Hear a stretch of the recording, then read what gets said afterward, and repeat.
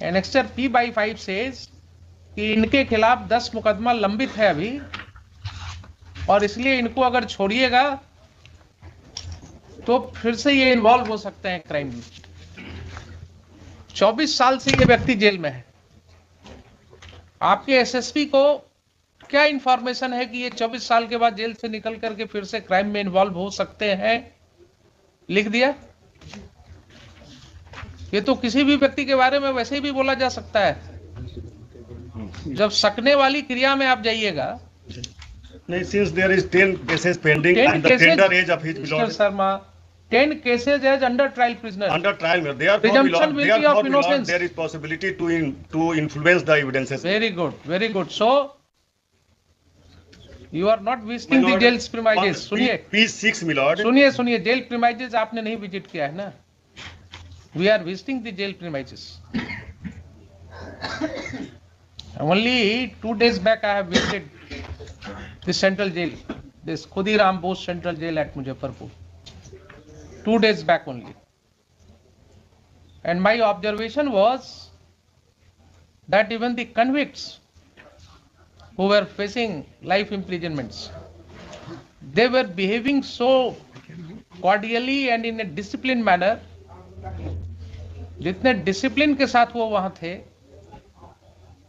जितनी समझदारी से वो कॉर्डियली इंटरेक्ट कर रहे थे मेरे से, वो यही दिखाता था कि they are also member of the civilized society, they must have fallen prey to the circumstances. और सुनिए, उसमें हमने देखा 23 जुवेनाइल्स रिपोर्ट हुए जेल में, जिनका केसेस मैं एग्जामिन करवा रहा हूं अभी। एंड एक बच्चे ने ये कंप्लेंट किया कि साहब, how after arresting me I have been brutally assaulted. And उसका फोटोग्राफ्स मैंने निकलवाया जेल सुपरिटेंडेंट से। Then his complaint was lost. All these happened in presence of the SSP and jail superintendent. 2 दिन पहले की घटना आपको बता रहा हूं। तो आप जितनी आसानी से क्रिमिनल समझ लेते हैं लोगों को। हुजूर प्रभु जी अगर नहीं सुने, इनका ऑफिसर तो प्रधान राष्ट्रपति का भाषण सुना होगा ना, जेल का कंडीशन कहा था राष्ट्रपति ने अभी 1 वीक पहले जी। ऑफिसर सुने होंगे, नहीं समझ सकते हैं। आपको बहुत सी बातें जो हैं वो डिफिकल्टी हो रही है मुझे भी बोलने में on camera, because it will go to the people domain. जो स्थिति हमने देखा, ये सब कहने की बात हो रही है, ह्यूमन राइट्स और बेसिक ह्यूमन राइट्स और सारा कुछ, ये सब जो ऊपर वाले लोग हैं ना, इन्हीं के लिए, हम ही लोगों के लिए है ये सब राइट्स। जो दबा कुचला हुआ व्यक्ति है, उसके ह्यूमन राइट्स की परवाह जो है बहुत मुश्किल हो रही है। ऑन स्पॉट जब जाइएगा, जाइए जरा घूम करके देखिए कभी क्या स्थिति में लोग रह रहे हैं, क्या इनह्यूमन कंडीशन है। I have issued certain directions. I don't know to what extent I would be able to succeed, but yes. If my lord has seen the juveniles with the adults in the jail, my lord cannot imagine the exploitation of those juveniles. Can you think of, हम लोग रोज इतने seminars करते हैं और रोज इतनी बातें होती हैं। जेल के अंदर there is a juvenile ward. How there can be a juvenile ward inside the jail premises? Without any sanction of law. Country to in violation of law बोलिए ना, विदाउट सैंक्शन। तो सैंक्शन तो मिलेगा जब permissible होगा, तो it is in violation of law that a juvenile ward is existing inside the jail premises. They can be only kept in remand homes. तो sometimes जब अपने अंदर झांक करके देखिएगा ना, तब पता लगेगा। 24 साल जो व्यक्ति जेल में रह गए, आप उसको कह रहे हैं कि साहब इससे ये संभावना है। एक प्रश्न और उठेगा कि जब ये वापस प्रश्न और उठेगा, इस बीच में उस सब केस का ट्रायल क्यों नहीं करा दिए? नहीं और प्रोड्यूस करते रहते और वो जब व्यक्ति वापस लौटेगा, उसको सोसाइटी में एसिमिलेट करना मुश्किल होगा, उसको सोसाइटी में बैठने की जगह मिलनी मुश्किल होगी।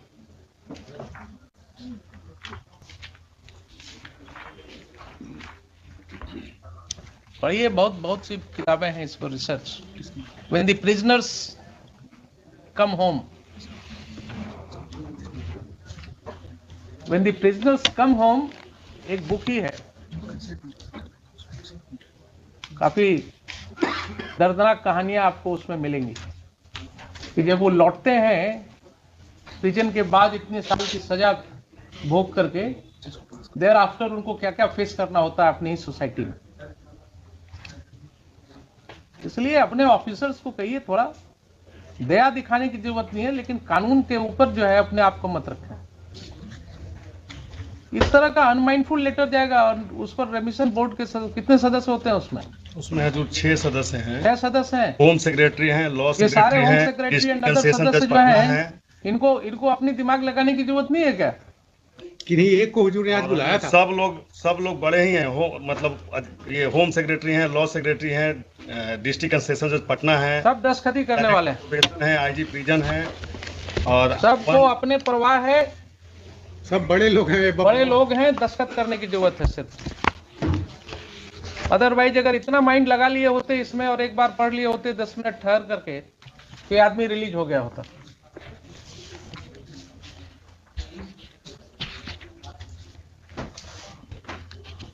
जो एपेक्स कोर्ट का जजमेंट है उसका पैराग्राफ 11 हुजूर देख लिया जाएगा जरा। उसमें देखिए जजमेंट बाद में जरूरत पड़ती है, केस के पहले तो फैक्ट्स पर अपना माइंड अप्लाई कीजिए ना। We are all you are lawyer, I am जज, everybody can apply his mind. इस ग्राउंड पर रिजेक्ट हो ही नहीं सकता है कभी। और दूसरा बात, हम हजूर एक बात ओवरऑल कह रहे हैं हजूर कि आजकल कोई भी पिटीशन में सब्जेक्ट टू सम एक्सेप्शन इतना पिटीशन है, किसी में न तो ट्रायल कोर्ट का जजमेंट लगाते हैं लोग, न तो अपीलेट कोर्ट का लगाते हैं। कुछ पता ही नहीं चलता है कि एलिगेशन क्या है, मैनर ऑफ क्राइम क्या है, मैनर ऑफ क्राइम क्या है। हुआ जेल में जो आदमी रह रहा है उसके परिवार को पता तक नहीं रहता है कि लेकिन रिमिशन के केस में हजूर हम पहले हर एक पिटीशन में हजूर जजमेंट लगाया जाता था, unless and until there is judgment milord, the manner of crime milord and manner of. बात नहीं सुन रहे हैं जी हजूर, आप बोल रहे हैं बहुत अच्छा लग रहा है जी हजूर, लेकिन मेरा अनुभव जो है वो इनको सपोर्ट कर रहा है। हजूर एक आपको जेल में मुझे जेल में ऐसी औरतें मिली, महिलाएं मिली, जी हजूर, जिन्होंने रोते हुए कहा कि साहब मेरे घर से कोई देखने अब हमको नहीं आता है, हमको कोई मिलने नहीं आता है, और हमको भी मालूम नहीं है कि हमारा केस क्या है, कहाँ है, किस हालत में। हुजूर के यहाँ एक लेकिन हुजूर भूटान पासवान आपके पास आई तो कोई ना कोई परिष्कार होगा ना हजूर। आप हुजूर नहीं प्रभु जी के लिए समझ मुझे सम्मान है, रिमिशन बोर्ड में अगर जजमेंट नहीं रहता है कन्विक्शन का, तो ये दफा कैसे लिख देते हैं कि 376 में है, 302 में है। वो भी जेल अथॉरिटी के पास सिर्फ हजूर कुछ नहीं है, रिपोर्ट जाता है जिसमें कि दफा रहता है, और रिमिशन बोर्ड के सामने क्या जाता है? Your clerks जाएगा ना and, your judgment. clerks and Kiranis are recording all these things, and your Babus are just putting their signature.